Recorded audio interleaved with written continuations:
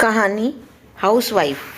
आज मैं अपनी पत्नी प्रज्ञा की बदौलत ही इस मुकाम पर पहुंच सका हूं। मेरी ज़िंदगी में सबसे अहम बात मेरी पत्नी प्रज्ञा का हाउसवाइफ होना है। डबल एमए और गोल्ड मेडलिस्ट होते हुए भी मेरी इच्छा की खातिर प्रज्ञा हाउसवाइफ बनकर हर कदम पर मेरे साथ चलती रही। प्रज्ञा को रिसेप्शन हॉल में बिठाकर नितिन न जाने किधर गुम हो गए। प्रज्ञा उस डेकोरेटेड हॉल और उसमें विचरती रूपसियों को देखकर चमत्कृत सी हो रही थी। कहाँ तो आज अरसे बाद वह थोड़े से ढंग से तैयार हुई थी। नीली शिफॉन साड़ी के साथ मैचिंग एक्सेसरीज में खुद को दर्पण में देखकर शर्मा गई थी प्रज्ञा। शादी के 20 बरस बाद भी उसमें इतनी कशिश है। वैसे तो उसकी सादगी ही उसकी कमनीयता को बढ़ा देती है। 40 की उम्र में 30 की नज़र आना वाकई कमाल की बात है। घर से निकलते समय टीनेजर बेटी ने प्यारा सा कॉम्प्लीमेंट उछाल दिया था। हाय मम्मी, आज तो पार्टी में आप छा जाएंगी। लेकिन यहाँ तो समीकरण ही उलट गया था। उन आधुनिकाओं से अपनी सादगी की तुलना कर उस एयर कंडीशन हॉल में भी उसके माथे पर पसीने की बूंदें चुहचुहा उठीं। पर्स से रुमाल निकालकर अभी वह पसीना सुखा ही रही थी कि मेकअप में लिपि पुती एक मैडम मुस्कुराती हुई उसके सामने प्रकट हुई। एक्सक्यूज़ मी, आप मिसेज़ नितिन खरे हैं ना? प्रज्ञा कुछ बोल सकने की स्थिति में नहीं थी। किसी तरह उसने स्वीकारोक्ति में गर्दन हिला दी। मैं रोमुला भारती केमिस्ट्री डिपार्टमेंट से हूँ। सर ने कहा है कि आपको सबसे मिला दूँ। प्रज्ञा उसके साथ यंत्रवत चलने लगी। इनसे मिलिए, ये हैं मिसेज़ नितिन खरे। रमोला ने इस अदा से प्रज्ञा को सभी के सामने मिलाया कि कई जोड़ी निगाहें उसका एक्सरे करने लगीं।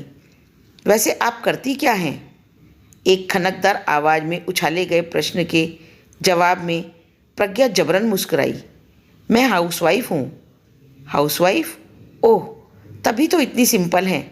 न चाहते हुए भी प्रज्ञा की नज़रें आवाज़ की दिशा में उठ गईं। एक भारी भरकम शरीर की महिला जिसने अपने शरीर को वेस्टर्न ड्रेस में जकड़ रखा था और मेकअप की परतों के बीच अपनी उम्र को छिपाने की नाकाम सी कोशिश की हुई थी, कुछ अजीब अंदाज में मुस्कुरा रही थी। पता नहीं प्रज्ञा की नज़रों में क्या था कि रमोला सकपका गई। आप हैं मिसेस साक्षी सान्याल, इंफोसिस में चीफ एग्जीक्यूटिव हैं। मिस्टर सान्याल यहाँ फिजिक्स के हेड ऑफ द डिपार्टमेंट हैं। फिर बारी बारी से रमोला ने सबका परिचय कराया। उनमें से आधी से ज़्यादा तो यूनिवर्सिटी की लेक्चरार थीं और बाकी प्रोफेसर्स की पत्नियां जो कहीं ना कहीं जॉब करती थीं। तभी तो प्रज्ञा का हाउसवाइफ होना उन्हें हैरत में डाले हुए था। प्रज्ञा का जी चाह रहा था कि वह चुपचाप उठकर वापस अपने घर चली जाए, लेकिन यह भला कैसे संभव था?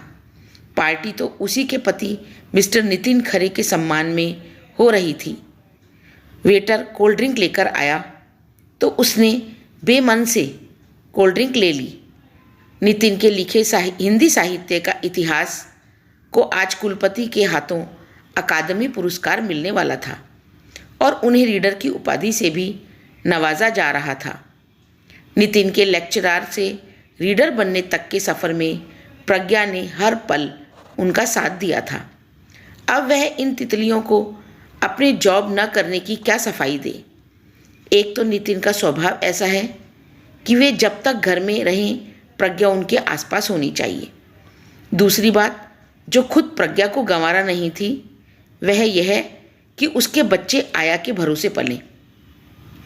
उन्हें स्कूल से यहाँ आकर माँ के बदले बंद ताले को देखना पड़े।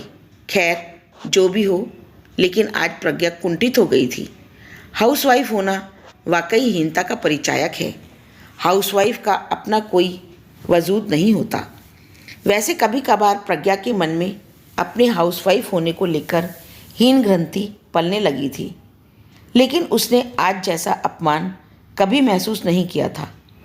अभी प्रज्ञा न जाने और कितनी देर तक खुद से सवाल करती अगर रमोला ने टोका न होता।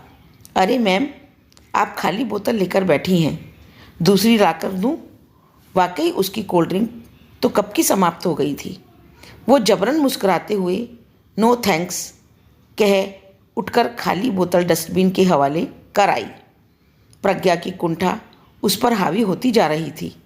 वह सचमुच उठकर जाने की सोच ही रही थी कि स्टेज पर माइक थामे नितिन को देखकर अपनी कुर्सी से चिपक कर रह गई। तालियों की गड़गड़ाहट के बीच नितिन की गंभीर आवाज़ गूंज उठी। वैसे तो यह एक घिसा पिटा डायलॉग है कि हर सफल पुरुष के पीछे एक औरत का योगदान होता है, लेकिन मेरे मामले में यह 100% सच है। आज मैं अपनी पत्नी प्रज्ञा की बदौलत ही इस मुकाम पर पहुंच सका हूं। मेरी ज़िंदगी में सबसे अहम बात मेरी पत्नी प्रज्ञा का हाउसवाइफ होना है।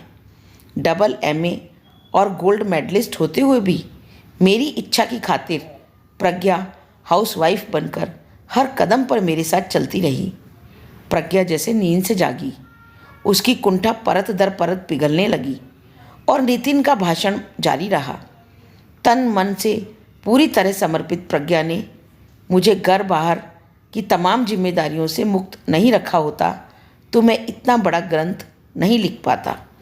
आज के दौर में औरतों का जॉब करना उनका स्टेटस सिंबल बनता जा रहा है, लेकिन मुझे लगता है कि अगर प्रज्ञा भी कहीं जॉब करके खुद की पहचान तलाश कर रही होती तो शायद मैं आज भी एक साधारण सा लेक्चरर बना रहता।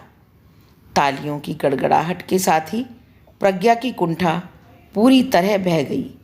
उसका एक्सरे करने वाली निगाहें अब झुकने लगीं। शायद वे रंगे हाथों पकड़ी गई थी। पति के बराबर बल्कि ज़्यादा कमाने के रौब में वे पति और बच्चों को कितना तवज्जो देती हैं। क्या उनके पति कभी नितिन की तरह सरेआम उनकी प्रशंसा कर सकते हैं? शायद कभी नहीं। नितिन ने प्रज्ञा को कितना ऊंचा उठा दिया था। यह मेहमानों की नज़रों में प्रज्ञा के प्रति उभर आए सम्मान से साफ पता चल रहा था।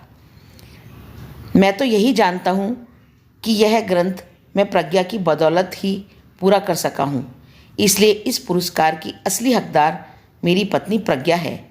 I am proud of my lovely wife. तालियों की गूंज के बीच प्रज्ञा स्टेज पर पहुंची। कुलपति महोदय ने नितिन को मेडल पहनाया तो नितिन ने उसे प्रज्ञा के गले में डाल दिया। प्रज्ञा का चेहरा अलौकिक तेज से चमक उठा। अपने पति के इस एक वाक्य I am proud of my wife ने एक हाउसवाइफ को अपने हाउसवाइफ होने के गर्व से अभिभूत कर दिया। यदि यह कहानी आपको अच्छी लगी तो इसे लाइक, सब्सक्राइब और शेयर ज़रूर करें। धन्यवाद।